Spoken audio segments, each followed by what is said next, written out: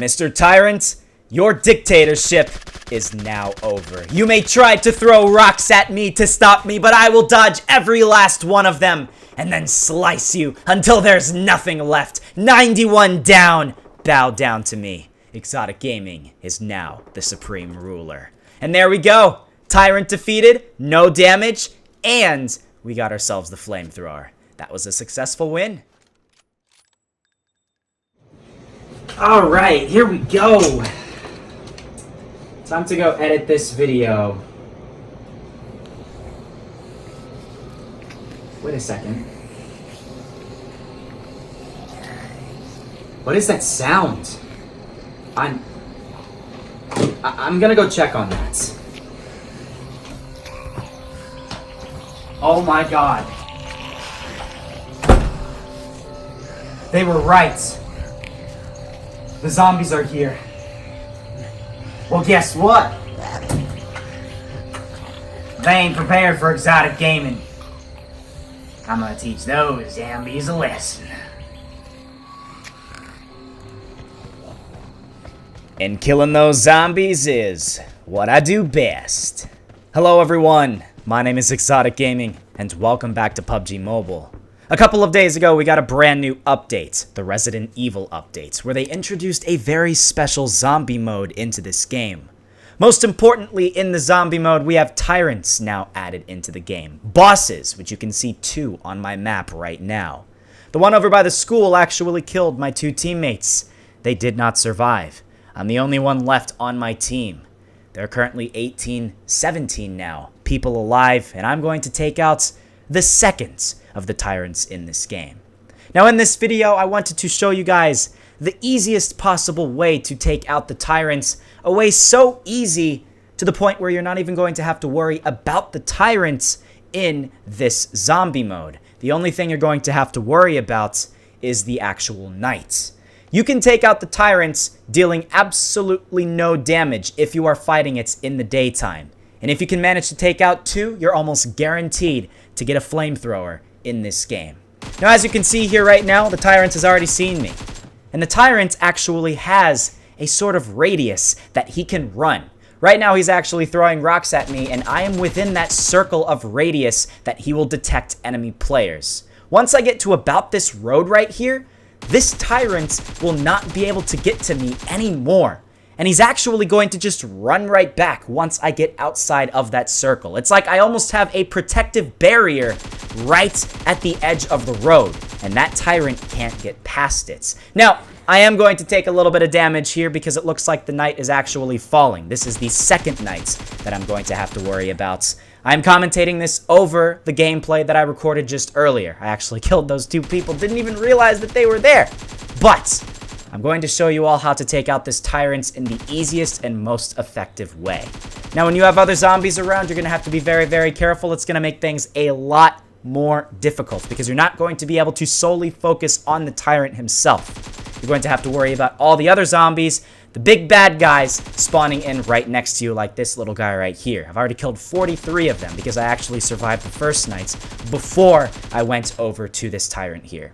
So when you first spawn in the survive the night mode, you're going to want to land in an area probably with a decent amount of loots. It's going to be super helpful because you're going to want to get as much ammo as possible. You're going to want something like the AKM that I have in my inventory. 7.62 ammo weapons are the absolute best. Aside from, of course, the Flamethrower and the Minigun, though you're probably not going to be lucky enough to get those on a consistent basis when you're landing in an area.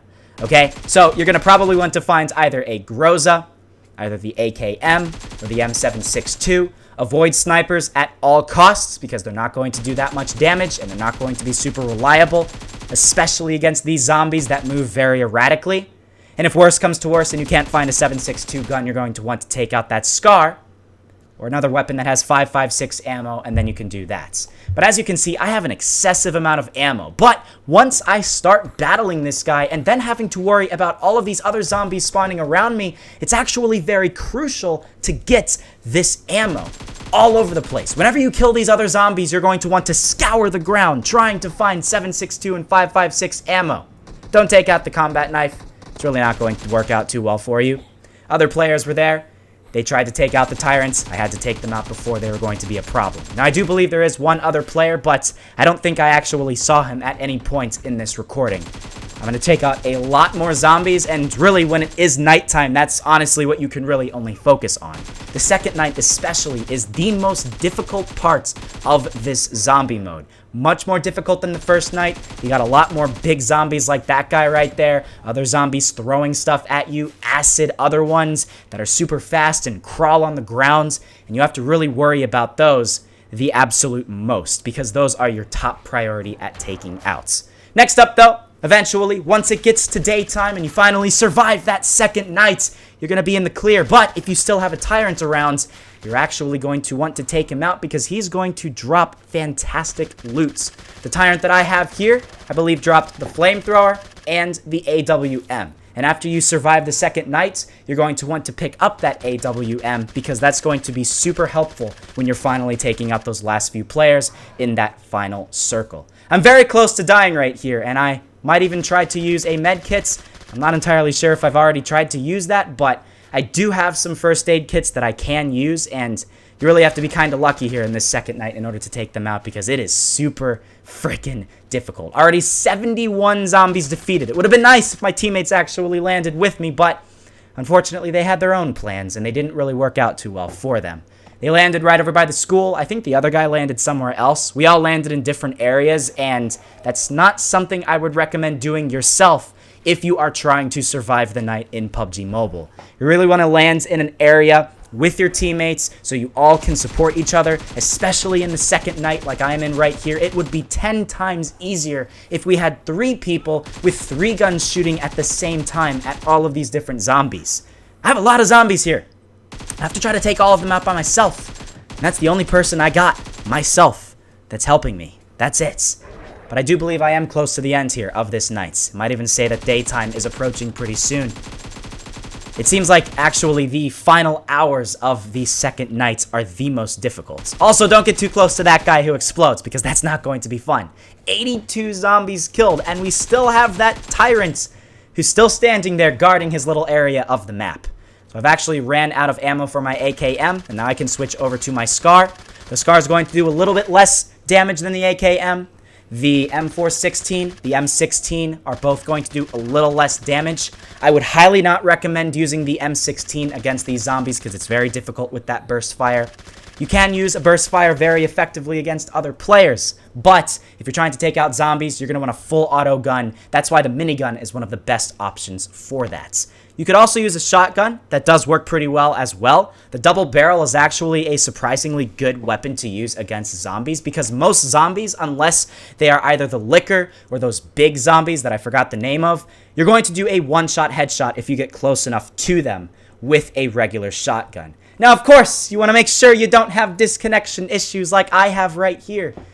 If I was trying to do this in the nighttime and I had disconnection issues there, I would have probably died. But I was lucky enough to get that disconnection issue right after the daylight broke, and I was okay.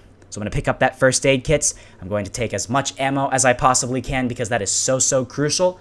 And I'm finally going to move in to take out that Tyrant. There's only a little bit of life left on that Tyrant, and I'm going to fire my last remaining bullets and then take out my combat knife to get the final shots on that Tyrant. He doesn't stand a chance. And there we go. He's fallen to the ground, one hand on his knees, begging for mercy. But alas, ExxotikGaming does not bring that mercy. Now, as you can see, I got that Flamethrower. As I said before, if you do about 2, you just need to do 2 and you're almost guaranteed to get a Flamethrower in that, okay? I would not recommend picking up the Flamethrower, and that's why I'm not picking it up here at this point in time. There are 5 enemies remaining, including myself, okay?